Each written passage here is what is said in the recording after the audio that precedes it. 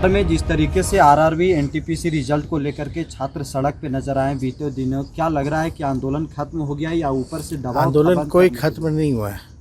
जिस बेरोजगारी के मुद्दे को लेकर के हम लोगों ने बिहार में अभियान छेड़ा था चुनाव के दौरान, और हम लोगों ने पार्टी ने ऐलान भी किया था कि बेरोजगारी को लेकर के एक बड़ी रैली हम लोग बुलाएंगे। तो ये तो बेरोजगारी का ही मसला है, और रेलवे को तो लगातार लोग प्राइवेटाइज कर रहे हैं। आरक्षण का भी सवाल उठेगा, क्योंकि प्राइवेट सेक्टर में आरक्षण भी नहीं है, वो अलग विषय है। लेकिन जब रेल मंत्री जी कह रहे थे कि 1,25,00,000 आवेदन प्राप्त हुए हैं, इतनी बड़ी संख्या है, तो वो क्या कहना चाह रहे थे? वो तो यही बता रहे थे कि बाप रे बाप, ये हालत देश में होगी कि इतनी ज़्यादा बेरोज़गारी बढ़ गई है पूरे देश में। जब बिहार विधानसभा का नौकरी को लेकर के चपरासी का, ड्राइवर का, प्यून का, क्लर्क का जब निकलता है बहाली, तो 5 लाख आवेदन जाते हैं। और वो आवेदन देने वाले कौन लोग होते हैं?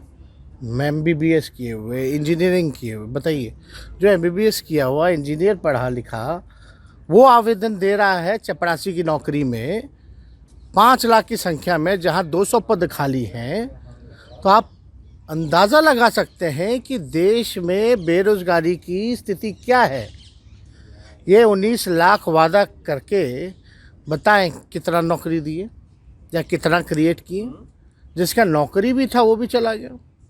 2014 में था कि भाई 1 साल में 2-2 करोड़ लोगों को रोज़गार मिलेगा, कहाँ है?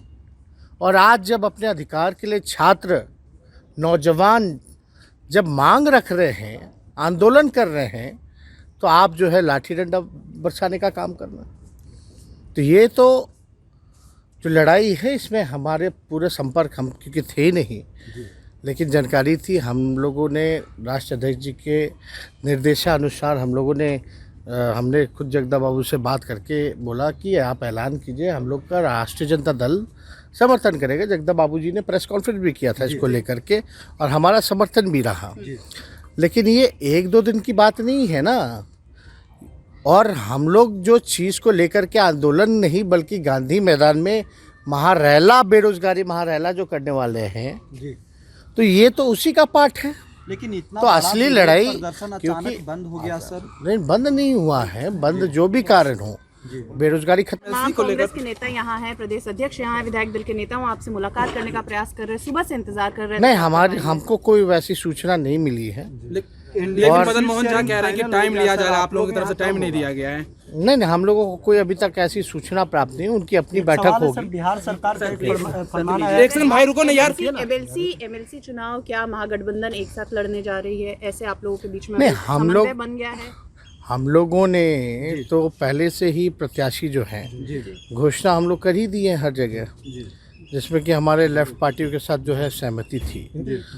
और इसमें नहीं, कांग्रेस के साथ तो हम लोगों का, हमने केंद्र में उनको सपोर्ट दे ही रखा है। बिहार में MLC नहीं होगा। बिहार में अभी ऐसा कोई चुनाव नहीं है, और ऐसी कोई पेशकश वैसे भी नहीं हुई।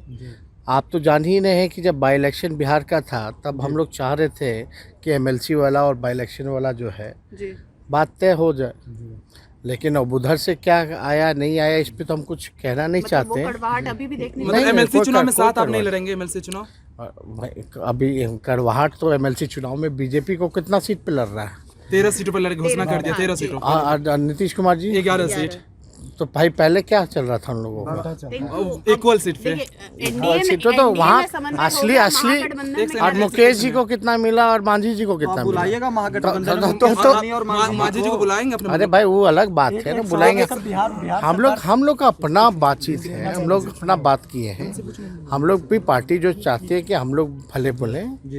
सर, अब आखिरी सवाल। हम लोग तो बिहार गिन के चुनाव लड़ते हैं, तो वहाँ भी नहीं लड़े। तेजस्वी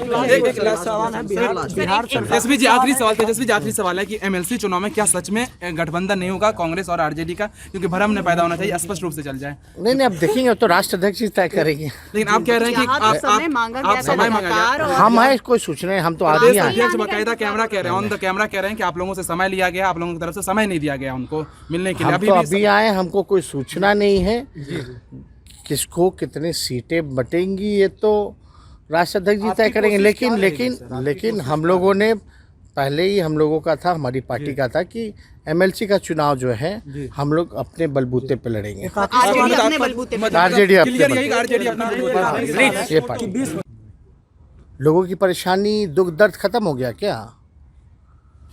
और ये तो हम लोगों का घोषणा था कि भाई मकर संक्रांति हो जाए उसके बाद जो हम लोग करेंगे। फिर बीच में कोरोना की स्थिति आ गया था, लेकिन वाकई में सरकार जो है कहीं भी ध्यान नहीं दे पा रही। खान सर के ऊपर छात्रों पे कई छात्रों पे भी एफआईआर हुआ है। अब एफआईआर हुआ है, हम लोगों पे भी तो हुआ है। अगर आपको अधिकार पाना है, इस तानाशाही जो लोग बैठे हैं सरकारों में, तो वो तो आपके ऊपर मुकदमा करेंगे, आपको दबाएंगे, आपको कमज़ोर करने का प्रयास करेंगे, मजबूर करेंगे। लेकिन नौजवानों ने हमेशा से संघर्ष किया है, और जब भी संघर्ष किया है तो उसका परिणाम उनके पक्ष में रहा है। तो मुकदमों वगैरह से कौन डरता है? जो लोग इमरजेंसी के टाइम में भी कई बड़े बड़े उस समय जितने नौजवान थे सब लोग जेल गए, मुकदमा गया, लेकिन जीत किसकी हुई? तो ये नहीं भूलना चाहिए। केस मुकदमे से डरना होता तो आज हम लोग घर पे छुप के बैठे होते, ना कि बीजेपी और आरएसएस और जो मुख्यमंत्री हैं जो तानाशाह रवैया अपनाते हैं नीतीश कुमार जी, उनके प्रति खुल के लड़ते। रेल मंत्री ने कहा है कि कमेटी गठित किया गया है, रिपोर्ट दिया जाएगा। अरे क्या लग रहा है इससे मतलब होगा? सब आई वॉश है भैया। रेल मंत्री, अब रेल मंत्री कहाँ रहे? असली रेल मंत्री तो कोई और है, पूरा बिक गया रेलवे।